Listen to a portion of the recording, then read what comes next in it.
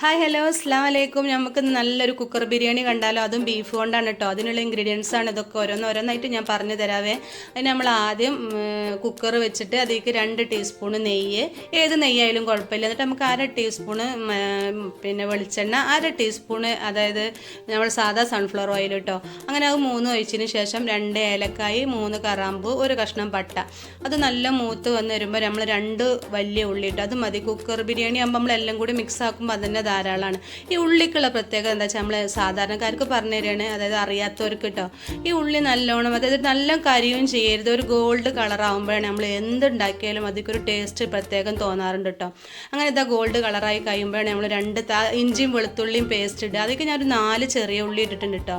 അത് നമ്മൾ നല്ലോണം ആദ്യം അതിട്ടിട്ട് നല്ലോണം ഇളക്കിയതിന് ശേഷം നമ്മൾ എന്താ മസാലകൾ ഇടുക. അതായത് 1 ടീസ്പൂൺ ബിരിയാണി മസാല, 1/2 ടീസ്പൂൺ മഞ്ഞൾപ്പൊടി, 1 ടീസ്പൂൺ കുരുമുളക് പൊടി. അത്ര മതി. മസാലകൾ കുറച്ചേ പാടുള്ളൂ കേട്ടോ ഇതിനൊക്കെ. പിന്നെ 2 തക്കാളി, 2 പച്ചമുളക് ഇട്ട് നമ്മൾ നല്ലോണം വാട്ടി വരുമ്പോൾ നമ്മൾ ഒരു പിടിക്ക് മല്ലിച്ചപ്പ്, ഒരു പിടിക്ക് കറിവേപ്പില, അത്രയും ധാരാളമാണ് കേട്ടോ. അത് നല്ല വാടിയതിന് ശേഷമാണ് നമ്മൾ പിന്നെ എന്താ ചെയ്യുക, നമ്മൾ ബീഫ് ഇടുകയാണ് കേട്ടോ.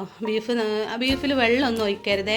കാരണം നമ്മൾ സാധാരണ ഫ്രിഡ്ജിൽ വെച്ച ബീഫ് അല്ലെങ്കിൽ കൂടിയും നമുക്ക് ബീഫിൽ നിന്ന് വെള്ളം ഇറങ്ങും. അപ്പോൾ പിന്നെ ഇതിൽ തന്നെയാണല്ലോ നമ്മൾ അരി ഇടണേ. അപ്പോൾ നമ്മൾ വെള്ളമൊന്നും ഒഴിക്കില്ല. പിന്നെ നമ്മൾ 1 കപ്പ് പിന്നെ തൈര് ഒഴിച്ചു കേട്ടോ. അത് നല്ലോണം മൂടി വെച്ചിട്ട് അതായത് ഒരു ബീഫിൻ്റെ വേവ് എന്ന് വെച്ചാൽ 5 ഹൈ ലെവൽ വിസിലും വരണം, പിന്നെ ഒരു 3 എണ്ണം. അതാണ് അതിൻ്റെ ഒരു മിനിമം വേവ് എന്ന് പറയുന്നത്. അതിൽ വെന്തിട്ടുണ്ടാവും ഏത് ബീഫും.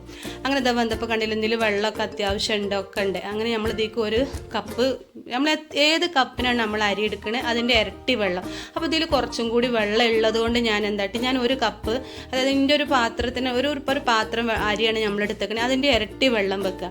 ഈ എക്സ്ട്രാ വെള്ളം ഉണ്ടെങ്കിൽ അതിനനുസരിച്ചുള്ള വെള്ളമേ ഒഴിക്കാവൂ കേട്ടോ. അപ്പം ഞാൻ എൻ്റെ ഒരു പാത്രം വെള്ളം കണക്കാക്കി ഇതിനനുസരിച്ചാണ് വെള്ളം എടുത്തത്. അപ്പോൾ അതിൽ കുറച്ചുള്ളത് കൊണ്ട് ഞാൻ 1.25 കണക്ക് വെള്ളം വെച്ചിട്ടുള്ളൂ. കാരണം അതിലൊരു 1/2 കപ്പോളം വെള്ളം ഉണ്ട്. പിന്നെ നമ്മൾ കുക്കറിൽ വെക്കുമ്പോൾ പ്രത്യേകിച്ച് ശ്രദ്ധിക്കേണ്ടത് എന്താ വെച്ചാൽ കുറച്ചും കൂടി കൂട്ടി വെള്ളം എടുക്കുക. ഒരു 1/2 കപ്പ് വെള്ളം കുറച്ചും കൂടി കൂട്ടിയെടുത്താലുള്ള ആ ചോറ് ബലമില്ലാണ്ട് വെക്കുക. എല്ലാവരും ഒന്ന് ശ്രദ്ധിക്കണേ. അതാണ് ചിലവരൊക്കെ പറയണൊക്കെ കുക്കറിൽ വെച്ചാൽ ചോറ് പിന്നീട് ബലം വെക്കും. ഇങ്ങനെ ഒന്ന് വെച്ച് നോക്കും കേട്ടോ. ബലം വെക്കില്ല, ഉറപ്പാണേ. എന്നിട്ട് നമ്മൾ ഉപ്പൊക്കെ ഇട്ടിട്ട് നമ്മൾ വെച്ചിട്ട് 1 വിസിൽ, ആ വിസിൽ വരുന്നതോട് കൂടി നമ്മൾ അടിപൊളി ചോറ് റെഡിയാണ് കേട്ടോ. എല്ലാവരും ഒന്ന് വെച്ച് നോക്ക്, നല്ല ടേസ്റ്റാണ്. എന്നിട്ട് അത് നമ്മൾ നല്ലൊന്ന് ഇളക്കി വെച്ചതിന് ശേഷം നമ്മൾ ആവശ്യം നേരത്തെ നമ്മൾ സെർവ് ചെയ്യാൻ നേരത്തെ മാത്രം പിന്നെ തുറന്നാൽ മതി. ഒക്കെ നല്ല മിക്സാക്കി വെക്കുക. ഇതിലേക്ക് നല്ല അടിപൊളി തേങ്ങാ ചമ്മന്തിയും കൂടി ഉണ്ടെങ്കിൽ പിന്നെ ഒന്നും നോക്കണ്ട. അപ്പോൾ എല്ലാവരും ഒന്ന് ട്രൈ ചെയ്തിട്ട് ഫീഡ്ബാക്ക് അറിയിക്കണേ. ഇഷ്ടമാണെങ്കിൽ ലൈക്കും സബ്സ്ക്രൈബും ഒക്കെ ചെയ്യണേ. Okay, by.